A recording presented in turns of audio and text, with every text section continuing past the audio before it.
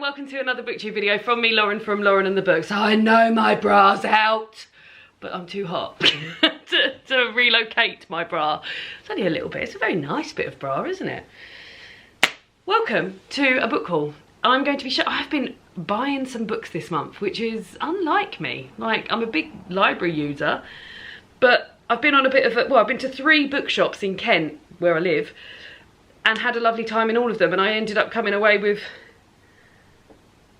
yeah, books from all of them. So, and I've also been sent a couple from the publisher. I bought some second-hand books. I'm also really sunburnt on my back and it keeps really itching, but I have to just sort of touch it just to, I don't want to itch it because it will hurt, so just touching it just makes me feel a little bit better. And then there's one I bought second-hand online.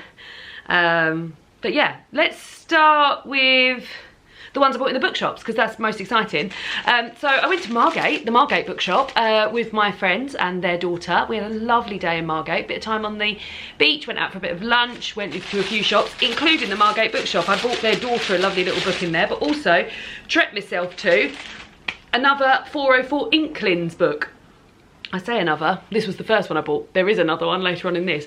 This is Flip the Script, How Women Came to Rule Hip Hop by Arusa Qureshi. And these books are sort of long form essays about really niche subjects. And this is about how women come into rule hip hop. And I believe it's UK hip hop, yeah. So this is about women and hip hop, and I'm very excited to read it. They do all sorts, they've got a whole massive selection of them. Here's some of them. There's a book called Love That Journey For Me, which is about the queer revolution of Schitt's Creek, which David and I tried watching twice during lockdown and didn't get into, but I know it's very popular. On His Royal Badness, about the life and legacy of Prince's fashion.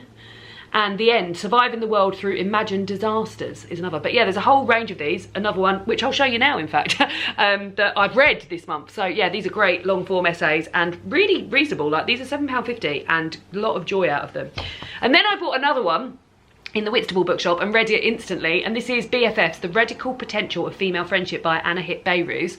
And this was really great because I'm always a sort of celebrator of female friendship, and I enjoy, like, a lot of my favourite mediums of, like, reading books about female friendships and coming of age stories involving female friendships, and TV series, like, and my early reading as well, like The Babysitter's Club and stuff like that. I was really into reading and consuming stuff about female friendships, and this sort of draws on female friendships throughout literature and film, focusing on some films that I've seen and enjoyed, like Frances Ha, and also some books that I've read and some not enjoyed, so like the Elena Ferrante series.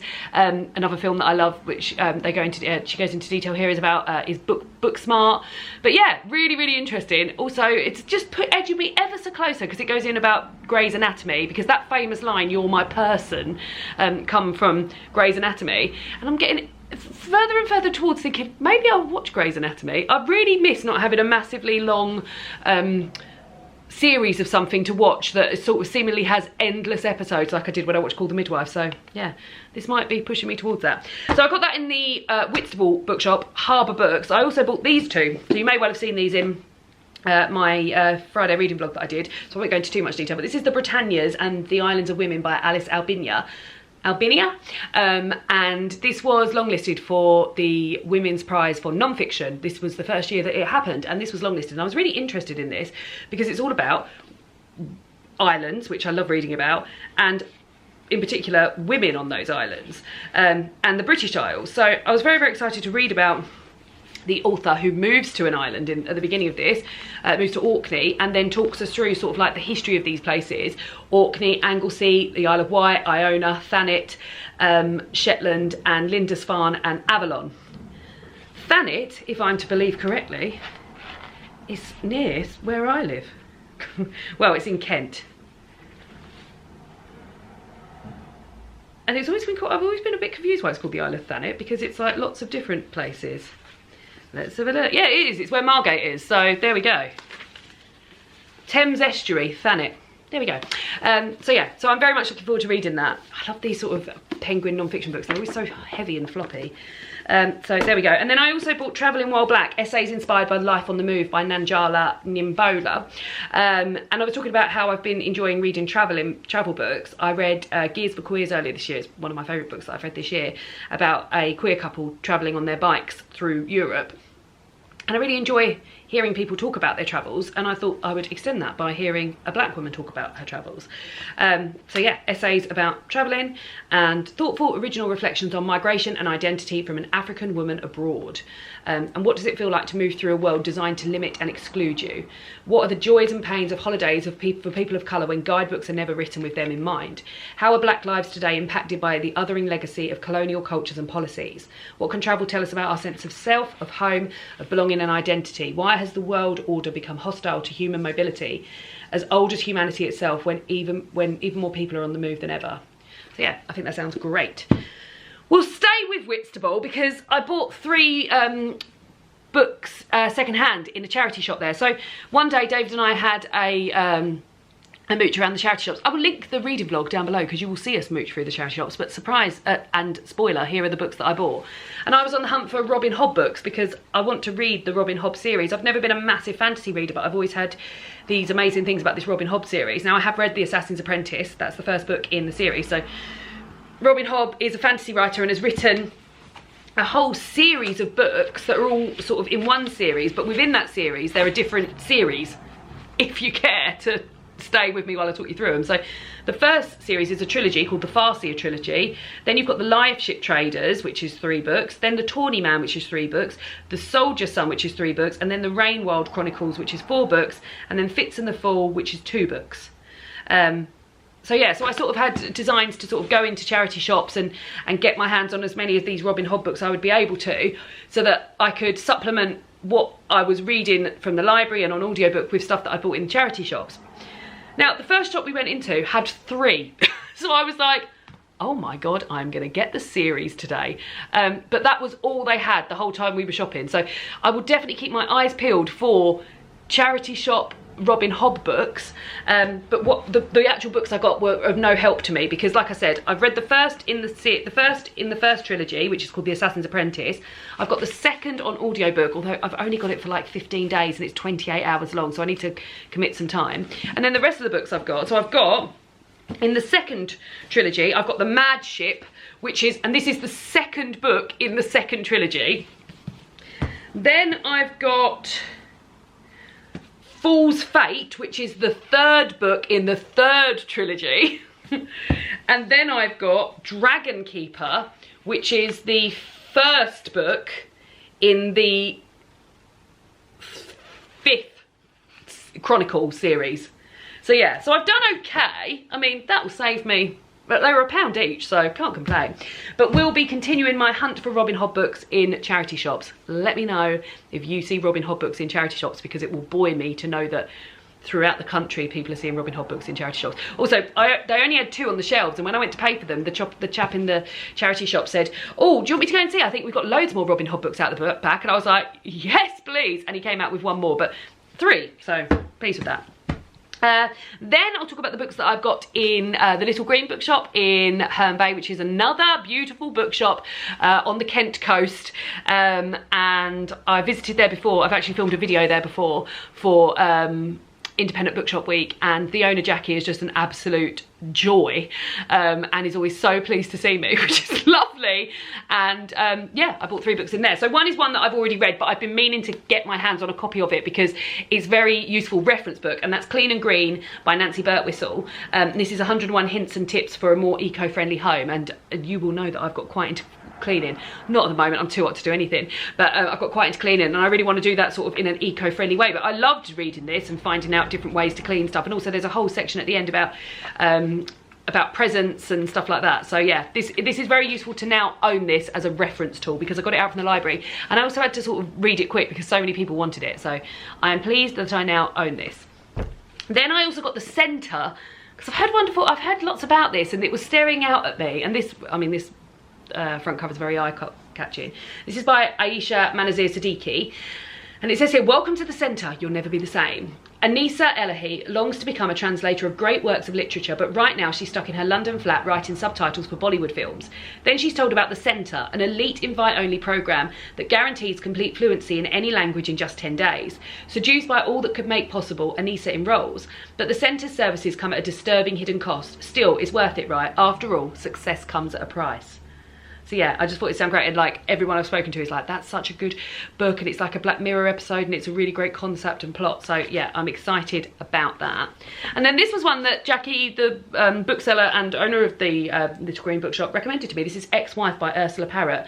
It's a reissue of a book that was first published in 1929, which is very exciting, and this has been published by Faber in these lovely, really cool editions.